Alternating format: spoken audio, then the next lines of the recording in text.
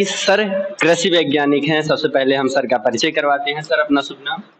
Doctor Himanshu Shekhar Singh, पौध रोग सुरक्षा वैज्ञानिक, कृषि विज्ञान केंद्र बरासिन सुल्तानपुर, जो आचार्य नरेंद्र देव कृषि एवं प्रौद्योगिकी विश्वविद्यालय कुमारगंज अयोध्या के अंतर्गत संचालित है। मैं यहाँ पर पौध रोग सुरक्षा वैज्ञानिक के रूप में कार्यरत हूँ।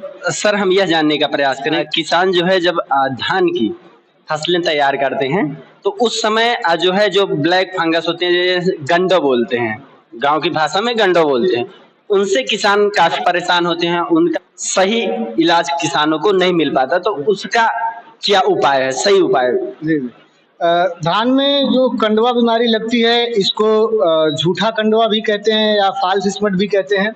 झूठा कंडवा इसीलिए कहते हैं क्योंकि ये बालियों के कुछ दानों को ही इफेक्ट करता है, सभी दानों को प्रभावित नहीं करता है, इसलिए इसको जी फूल सा जाता है, ब्लैक सा। हाँ, ब्लैक सा हो जाता है, इसीलिए उसको झूठा कंडवा भी कहते हैं या फाल्स स्पॉट भी कहते हैं। गांव की लोकल भाषा में यहाँ गंडो भी कहते हैं।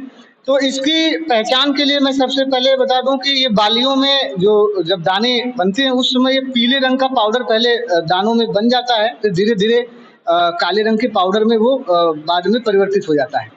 तो ये उसकी एक पहचान है। और ये बीमारी लगती कब है ज़्यादा, मैं उसके बारे में आपको बता दूं कि ये बीमारी जब बालियों में दाने भरने की अवस्था आती है उस समय अगर बादल युक्त मौसम हुआ, अधिक आर्द्रता हुई, आप कह सकते हैं कि रिमझिम बारिश हुई अगर उस समय दाने बनते समय, तो ये बीमारी जो है बहुत तेजी से आक्रमण करती है। 25 से 35 डिग्री सेल्सियस का तापमान और 85% से अधिक आर्द्रता अगर वातावरण में है तो ये बीमारी बहुत तेजी से पौधों में लग जाती है। ये उसके लगने की एक कंडीशन है। लेकिन हमको अगर इसका नियंत्रण करना है, सही नियंत्रण करना है, जैसा आपने कहा कि ये बीमारी इस समय हाल के जो इधर पिछले कुछ सालों में बहुत तेजी से लग रही है धान की। तो इसके नियंत्रण के लिए जो सबसे बढ़िया उपाय है कि आप शुरू में ही एक तो प्रमाणित बीज का प्रयोग करें और बीज का उपचार जरूर करें। बीज उपचार के लिए जैसे कार्बेंडाजिम नाम से एक दवा आती है, उससे आप 2 ग्राम 1 किलो बीज की दर से कर सकते हैं, या फिर कार्बोक्सिन प्लस थीरम के नाम से आती है, उससे भी आप 2 ग्राम 1 किलो बीज के हिसाब से आप कर सकते हैं। नहीं अगर ये मिला तो आप ट्राइकोडर्मा से भी कर सकते हैं 5 ग्राम 1 किलो बीज के हिसाब से। इसके बाद दूसरा काम आपको करना है कि जैसे धान में 50% बालियां निकलने की अवस्था हो, बालियां आने की अवस्था हो, उस समय आपको जो है ही आपको एक दवाई का छिड़काव कर देना है।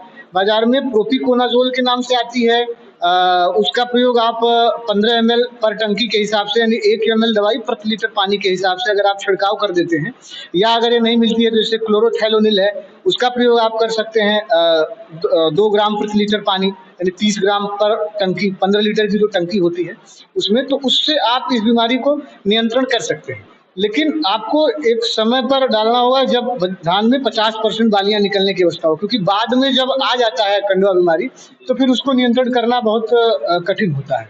वो फिर आप फफूंदीनाशक दवा छिड़कते हैं, वो नियंत्रण होता नहीं है सही से। और एक काम और भी करना है कि जब ये अगर कहीं आपको निकला हुआ पौधे में बीमारी लगी हुई दिखाई दे बालियों में, तो आपको उसको छोड़ना नहीं, उसको उखाड़ करके तुरंत जो है कहीं जमीन में दबा देना है। नहीं तो इसके जो पाउडर होते हैं वो हवा में बिखरते हैं, हवा से बिखरते हैं और एक पौधे से दूसरे पौधे में फैलते जाते हैं, एक बालियों से दूसरे बालियों में। अगर प्रकोप ऐसे बढ़ता रहा तो करीब जो है इसमें 15 से 25% उत्पादन का नुकसान होता है। लेकिन उत्पादन से ज़्यादा इसमें बीज की क्वालिटी जो है, क्वांटिटी से ज़्यादा क्वालिटी को बहुत ज़्यादा प्रभावित करता है। मतलब उसकी जो गुणवत्ता है जर्मिनेशन की, वो उस पर बहुत प्रभाव डालता है। तो हम इसको ऐसे थोड़ा सा पहले से अगर हम सतर्क रहेंगे, अगर बीज उपचार करेंगे और 50% बालियां आने पर अगर हम दवा का छिड़काव कर देंगे तो इसको हम बहुत हद तक नियंत्रित कर सकते हैं। अच्छा सर, जैसा कि जो मंसूरी धान होते हैं, हाँ, मंसूरी धान में जो है गंडवा बीमारी बहुत ही कम मात्रा में कहीं ऐसे रेयर केस में दिखता है, बट हाइब्रिड में ज्यादा दिखता है, ऐसा क्यों? बिल्कुल ये सही कहा आपने। ये जो बीमारी है ये ज्यादातर हाइब्रिड किस्मों में ही ज्यादा लगती है, जो अधिक उपज देने वाली है या जो लंबे दिन की प्रजाति वाली है फसलें, माने धान की प्रजातियां हैं, उनमें ही लगता है। इसके बाद हम कुछ और सतर्कता बता दें किसान भाइयों के लिए कि जैसे बालियां आने के बाद नाइट्रोजन मतलब यूरिया का प्रयोग न करें। ज्यादा यूरिया डालने से भी ये बीमारी जो है और तेजी से फैलती है।